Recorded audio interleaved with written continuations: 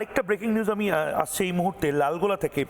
লালগোলায় ফের তৃণমূলে ভাঙল। আমি জঙ্গিপুরের খবর দেখালাম, তারপরে আবার লালগোলাতেও। লালগোলার রামনগর এলাকায় 200টি সংখ্যালঘু পরিবার টিএমসিতে ছিল, তারা টিএমসি থেকে মিমে যোগদান করলো। এর ফলে তৃণমূল লালগোলায় আরও দুর্বল হয়ে যাবে বলে মনে করা হচ্ছে।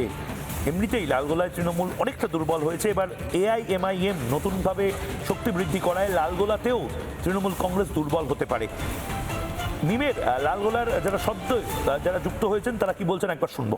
এতদিন মুর্শিদাবাদের জনগণ সব দলকে ভোট দিয়ে এসছে, কিন্তু মুর্শিদাবাদকে বিভিন্ন দিক দিয়ে পিছিয়ে রাখা হয়েছে।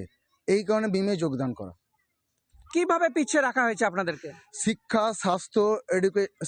স্বাস্থ্য, তারপর শিল্প এবং কর্মসংস্থান। মুর্শিদাবাদকে তো একদম ওই ভোট ব্যাংক করে রেখেছে। এই লক্ষ্মী ভাণ্ডার এইসব নিয়ে মানে কাজ করছে, কিন্তু এখন ওই জনগণ সব বুঝে গেছে মুর্শিদাবাদে যে টিএমসি দল আর চলবে না।